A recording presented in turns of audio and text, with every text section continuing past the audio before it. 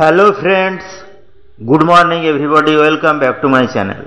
আশা করি সবাই ভালো আছো। আজকে আমরা আবারও দারুণ ইন্টারেস্টিং কিছু সাধারণ জ্ঞান বা জেনারেল নলেজ নিয়ে হাজির হয়েছি। আশা করি তোমাদের ভালো লাগবে। চলো তাহলে ভিডিওটি শুরু করা যাক। আজকের প্রথম প্রশ্ন বা জিকে, সূর্য পৃথিবীর চেয়ে কত গুণ বড়? অপশান আছে দেখো, 13 লক্ষ গুণ, 12 লক্ষ গুণ, 10 লক্ষ গুণ, 15 লক্ষ গুণ। অর্থাৎ আমরা জানি সূর্য পৃথিবীর চেয়ে কিন্তু অনেক গুণ বড়, এবং এরকম আরও অনেক নক্ষত্র আছে যেগুলো পৃথিবীর চেয়ে কিন্তু অনেক গুণ বড়।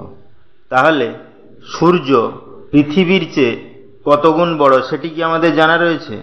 চলো তাহলে আজকে আমরা সেটি জেনে নিই।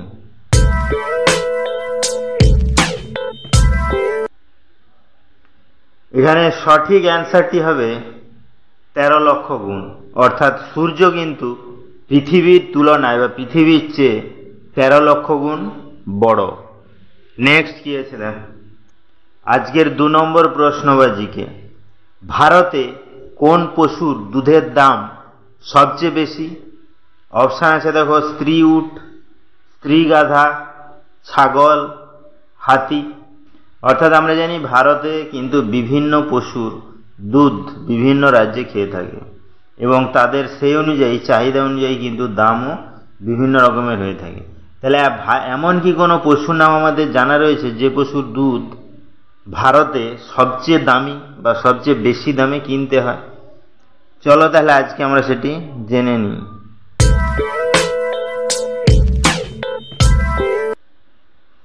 এখানে সঠিক অ্যান্সারটি হবে স্ত্রী গাধা।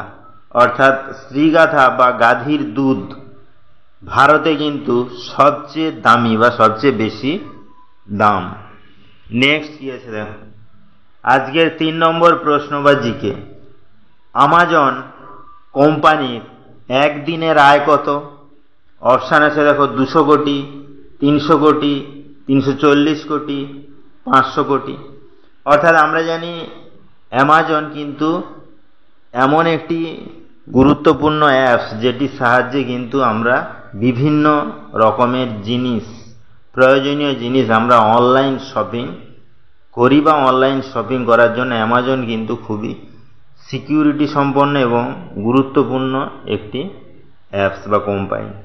তাহলে সেই অ্যামাজন কোম্পানির একদিনের আয় বা একদিনের উপার্জন কত টাকা সেটি কি আমাদের জানা রয়েছে? চলো তাহলে আজকে আমরা সেটি জেনে নিই।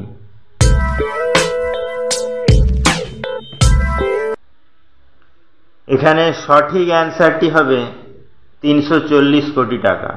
অর্থাৎ অ্যামাজন কোম্পানির একদিনের আয় বা উপার্জন কিন্তু 340 কোটি টাকা।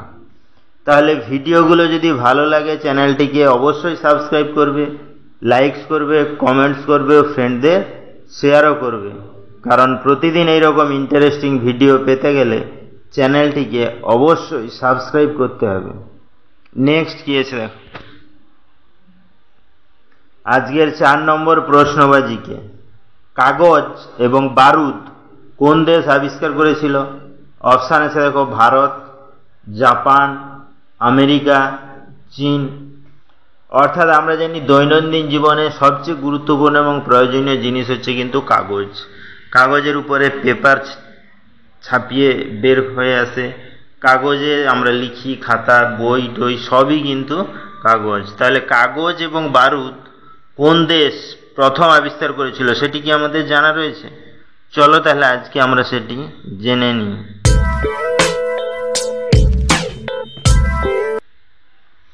এখানে সঠিক অ্যান্সারটি হবে চীন। অর্থাৎ চীন দেশের মানুষরাই বা চীন দেশ সর্বপ্রথম কাগজ এবং বারুদ আবিষ্কার করেছিল বা করেছিলেন। নেক্সট কি আছে, আজকের 5 নম্বর প্রশ্ন বা জিকে, কোন পাখি সব কিছুকেই নীল রঙের দেখে? অপশান আছে দেখো, পেঁচা, হাঁস, তোতা, টিয়া। অর্থাৎ আমরা জানি বিভিন্ন পাখি কিন্তু বিভিন্ন কালার দেখতে পায়, আবার অনেকে কিছু কম সংখ্যক কালার দেখতে পায়, এবং কেউ কেউ আবার অনেকগুলো কালারকেও স্পষ্টভাবে দেখে ফেলে। কিন্তু এমন কি কোনো পাখির নাম আমাদের জানা রয়েছে যে পাখি সব কিছুই সবসময় নীল রঙে দেখে বা নীল রঙের দেখতে পায়? চলো তাহলে আজকে আমরা সেটি জেনে নিই।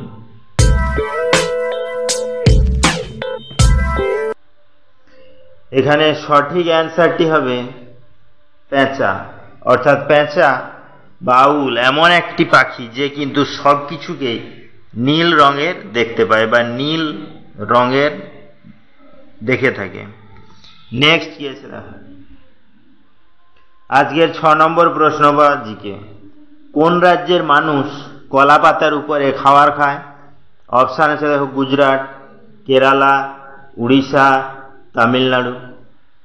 অর্থাৎ আমরা জানি খাবার পরিবেশন করার জন্য কিন্তু বিভিন্ন ধরনের প্লেট, অত্যাধুনিক আমরা বিভিন্ন ধরনের ডিজাইন সম্পন্ন প্লেট ইউজ করে থাকি, কেউ কেউ থালা ইউজ করে থাকে।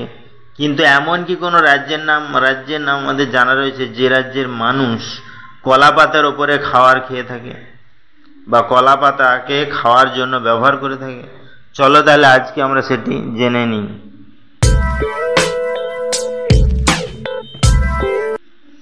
এখানে সঠিক অ্যান্সারটি হবে কেরালা।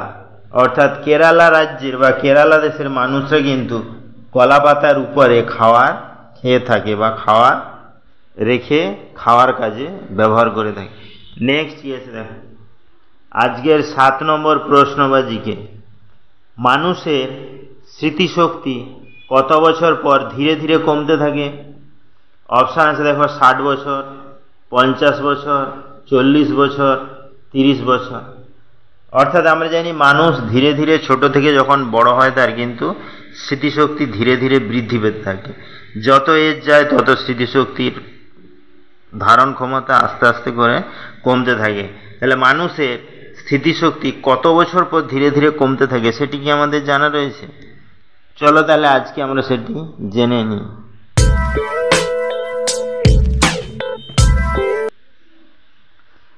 তো বন্ধুরা, এই কোশ্চেনটি কিন্তু তোমাদের জন্য। এই কোশ্চেনটির অ্যান্সার যদি তোমাদের জানা থাকে তাহলে অবশ্যই আমাকে কমেন্ট করে জানাবে।